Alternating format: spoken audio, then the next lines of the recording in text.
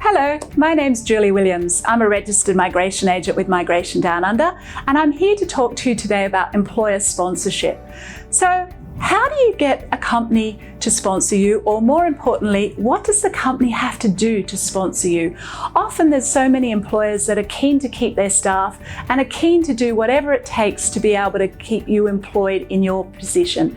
But they often don't have a real understanding of what's required and what their obligations are as a sponsor and an employer of a temporary resident. Now, the main thing is that they need to show that they're actively lawfully operating and they're able to meet the requirements to be a standard business sponsor. The next most important part of the process is nominating the occupation. So the occupation must be on the skilled occupation list for the employer-sponsored 482 TSS. If it's not, then I'm afraid it's not going to be possible to be able to sponsor you. So they are targeting highly skilled individuals, whether that be the health, engineering, a trade, management, business. There is quite a wide variety, but currently at the moment, if you're overseas, it's very difficult, almost impossible for an employer to be able to sponsor and bring you in, unless you're on the priority skilled migration occupation list, because that's the target sector that the government has set to try and assist with the economic recovery as well as the health recovery of Australia. So if you're overseas and you've got a sponsor willing to bring you in, unless you're on that priority migration occupation list, you're not sadly going to be able to get a travel exemption to enter Australia. But if you're already here in Australia, then there's good news for you. Regardless of whether you're on the priority occupation list or not, you can still be sponsored. But be aware, if you haven't already got the work rights, then the delays in the processing are quite lengthy for any occupation that is not currently on the government's target sector or critical sector.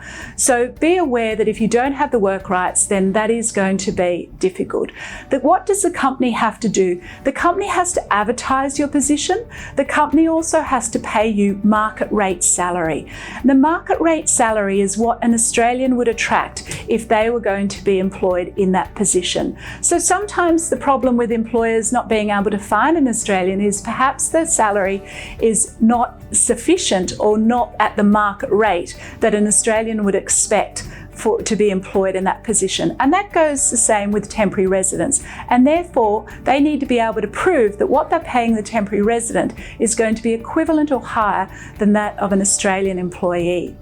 The other thing that they need to show, which I mentioned, is advertise the position, and that takes at least 28 days. I'm not going to go into it in this video because it's quite complex, and that's something that we were able to assist you should you utilise our services to do so.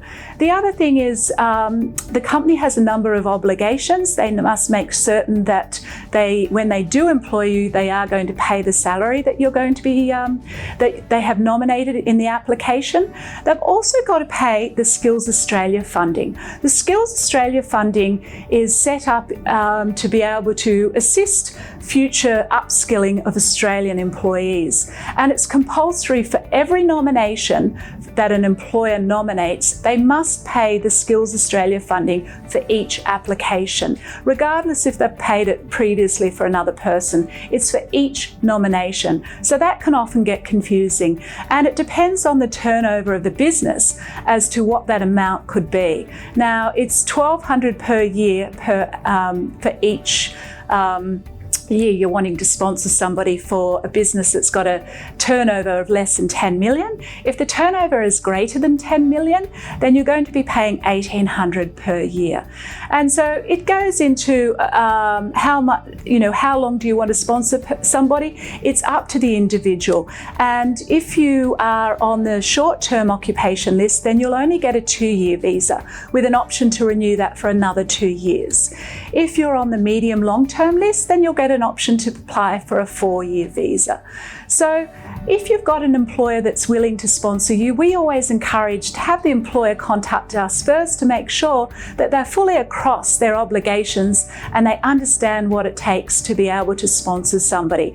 It's very competitive at the moment in the marketplace for skilled people, so there is a lot of movement of people transferring from one organisation to another and a lot of sponsorship happening. So there's a lot of opportunities, and often the employer may not have had that opportunity to sponsor somebody previously. So we always encourage them to give us a call so that we can talk through the process so that they're completely comfortable before they decide to go ahead and sponsor and employ you.